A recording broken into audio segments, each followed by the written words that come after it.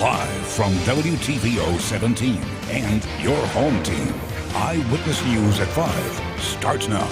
The fate of a four-city summer tradition will soon be decided. We've got a live preview of the Rockford City Council vote on the 4th of July fireworks display.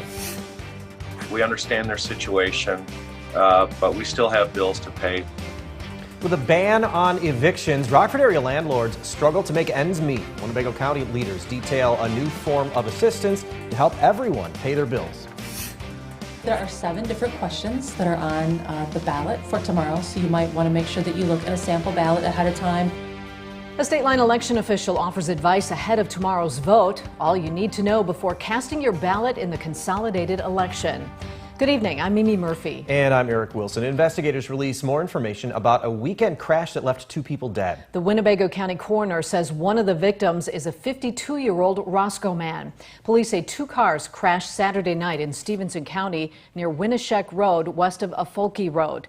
The driver of one car was killed on scene and a passenger was rushed to the hospital. The second driver, the Roscoe man, died at the ER from blunt trauma to the chest and leg.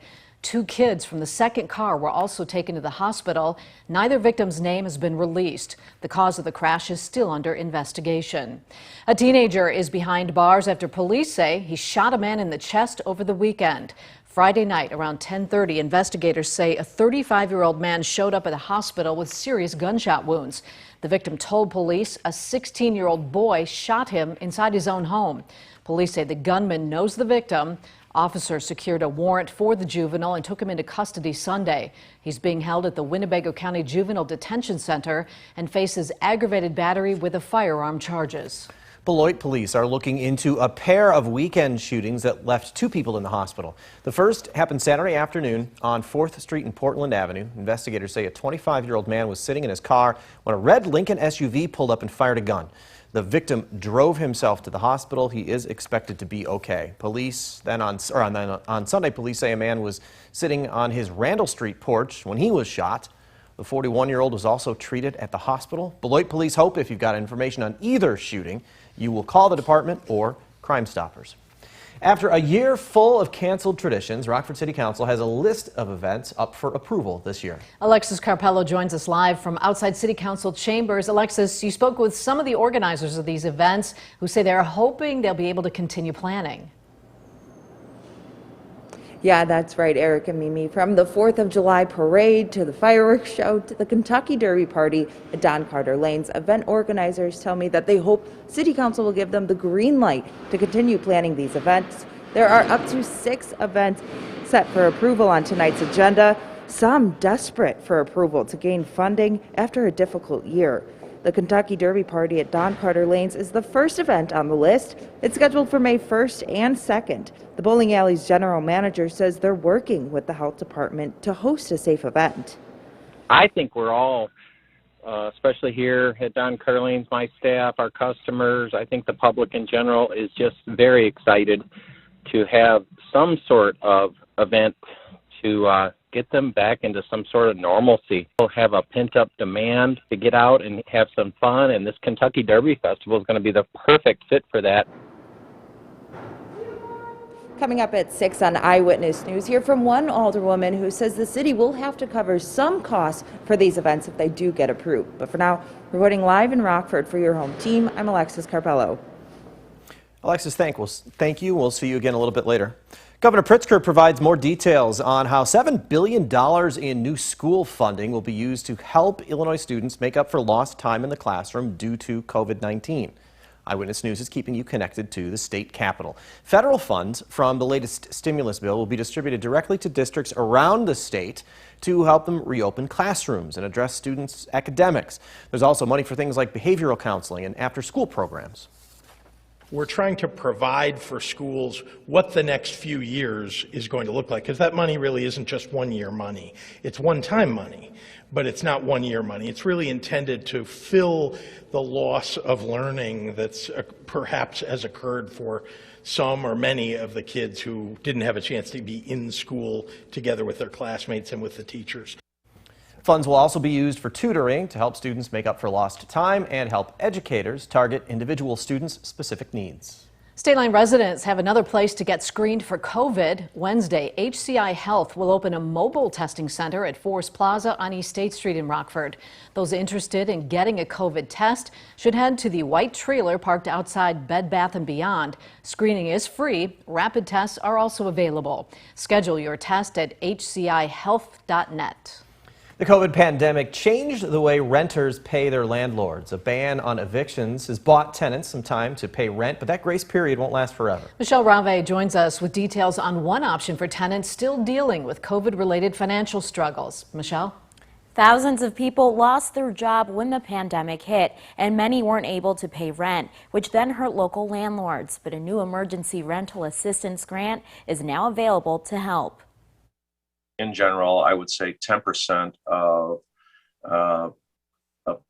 tenants out there in our market area are experiencing trouble paying their rent. Carl Fauerbach has over 100 units across Rockford and Loves Park he rents out. For the most part, everybody is keeping up, but there is a small percentage of people that are not, and it puts a burden on smaller landlords more so because they can't absorb the loss of income. He says the COVID pandemic is making it challenging for both tenants and landlords. Like any other business, we are forced to provide services and living quarters for people that aren't paying, but we still have to pay our bills and provide services to those tenants. However, there is some light at the end of the tunnel. A new grant means both tenants and landlords in Winnebago County can get some help. Federal Emergency Rental Assistance Grant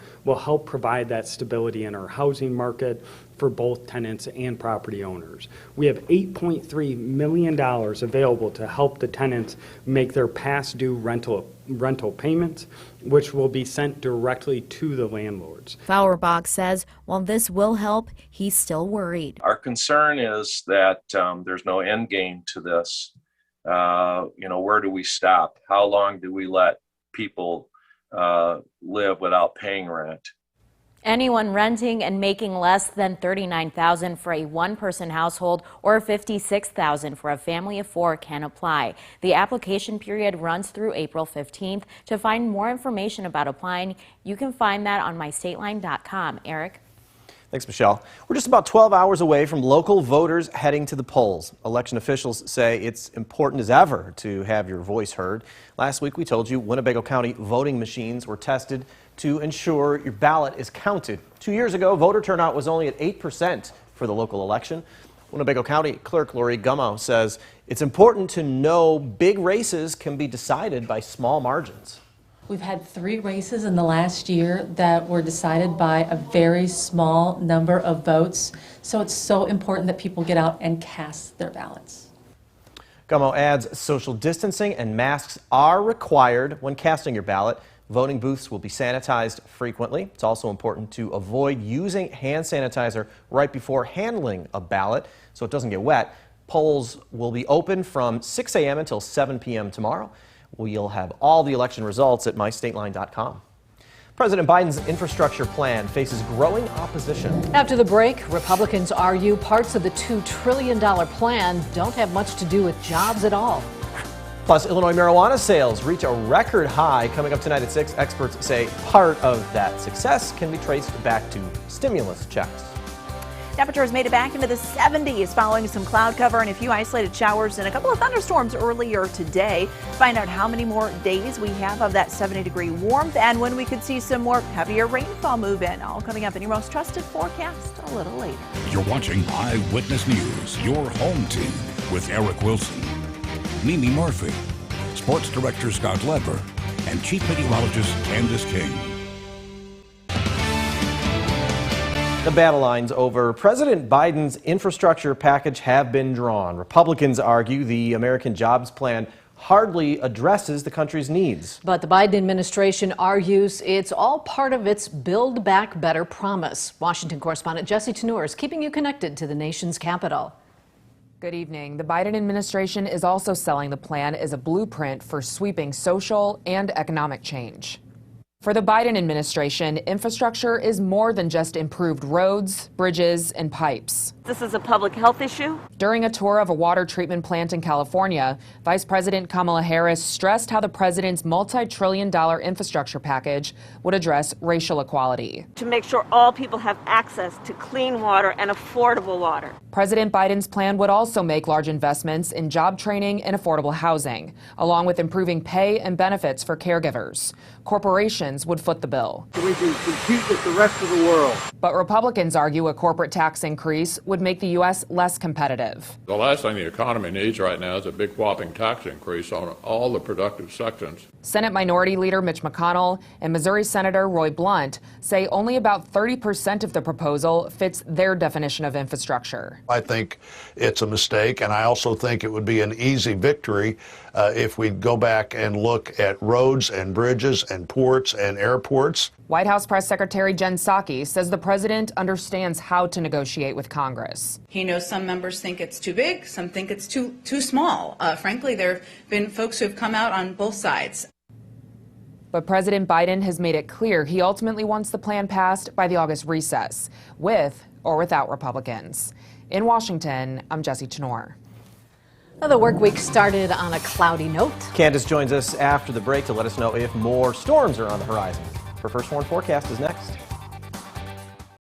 Now, your First Warn weather forecast with Chief Meteorologist Candice King. Well, our day is going to end a bit differently than what we started off at this morning with the cloud cover, the rain, and a few of those thunderstorms. Our skies are clearing out. A live look with our Mercy Out Sky Track camera out of the Park Hills Golf Course. A couple of folks out earlier this afternoon. Now that we've been able to clear out, and things actually greening up over the last couple of days with the warmth and even a couple of showers and some thunderstorms that came through yesterday with some much needed rain. Not enough, but we do have an opportunity for a few more showers and a couple of thunderstorms over the next few days. The rest of this evening, though, is looking fairly quiet. And with our skies clearing out, temperatures were able to jump from the 60s we were at earlier into the 70s. So most of us, all of us actually now in the mid and upper 70s, close to that 80-degree mark down in Sterling. You might have even noticed it feeling a little bit more muggy out there. And that's because our dew point temperature warmed from the 30s over the weekend into the 50s. So we've pulled in a little bit more moisture,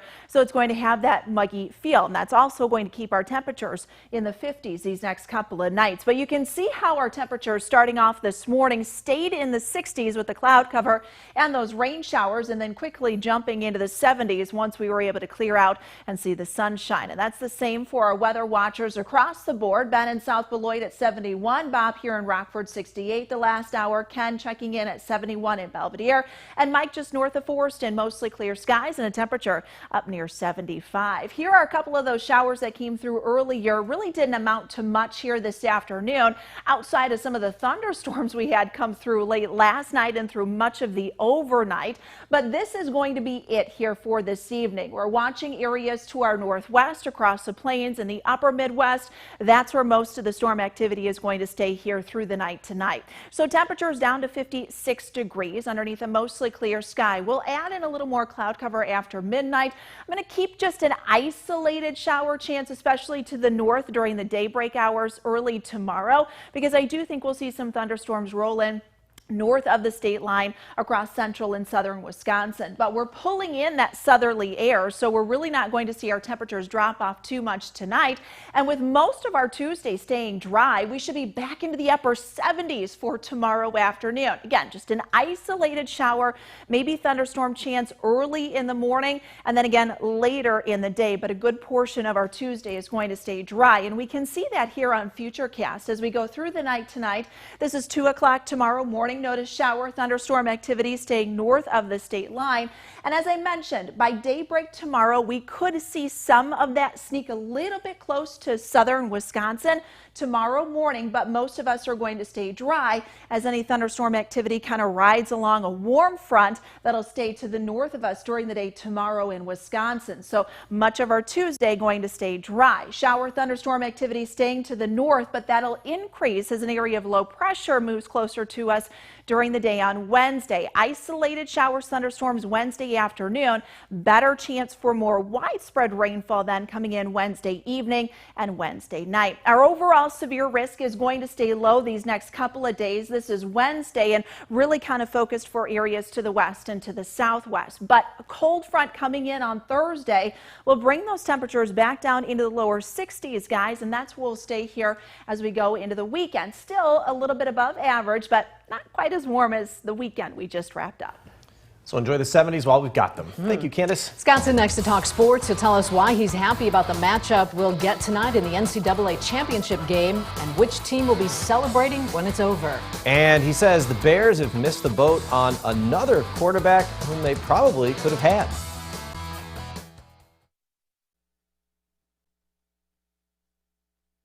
Now, the Napleton Sports Desk with Sports Director Scott Leber. The journey through the college basketball season and March Madness ends tonight with one final game. Gonzaga and Butler will play for the championship in Indianapolis.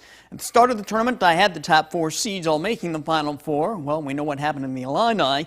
Michigan came up a game short, but I don't think anybody is surprised that Gonzaga and Butler are in this championship game. They've been the consensus top 2 teams all season. If you watch them play, you know why. They play the game at a different level. That doesn't mean they're not capable of having an off night and losing to someone like UCLA, which almost happened to Gonzaga. Some people prefer to see an underdog in the championship game. I prefer to see the best 2 teams go at it, not only for the NCAA championship, but for any sports championship game. I want to see great talent matched up against great talent. Give me Bird against Magic. Give me Patrick Ewing's Georgetown Hoyas against Hakeem Olajuwon's Houston Cougars. Give me Michigan's Fab Five against Duke. And tonight, give me Gonzaga against Butler. Plus, even as good as these 2 teams have been this season, you could consider them both worthy of rooting for, almost like they are underdogs, because these 2 schools aren't exactly swimming in NCAA championships in basketball. I picked Gonzaga to win it all at the start of the tournament. I'm sticking with the Bulldogs, but this one is going to be tight. Well, add Sam Darnold to the list of available young quarterbacks the Bears missed out on this offseason. Apparently, Darnold was very much available because the Jets just traded him to the Panthers. And the Panthers didn't give up a single first-round draft pick in the trade. They gave up 3 picks total, a second-rounder, a 4th-round pick, and a 6th-round pick. That's not much for a quarterback who has talent and still has a lot of upside. I know Darnold hasn't wowed anyone in his 3 seasons with the Jets, but the Jets had very little offensive talent around him, and he had Adam Gase as his head coach. This is the type of gamble the Bears should take, one where you don't give up a lot, and in return you get a young guy with some experience and upside. If he doesn't pan out, you haven't mortgaged your future by trading multiple first-round picks. If he does pan out, well, you've solved your biggest problem. Instead, the Bears have an aging Andy Dalton as their guy. That's my take. We'll be right back.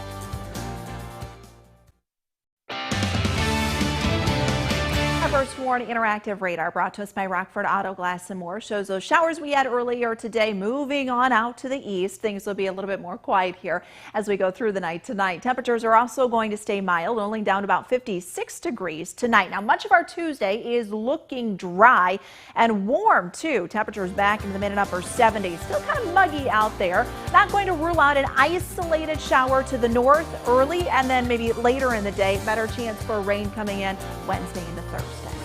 Not bad. Thanks, Candice. And thank you for spending some of your time with us. Stay safe.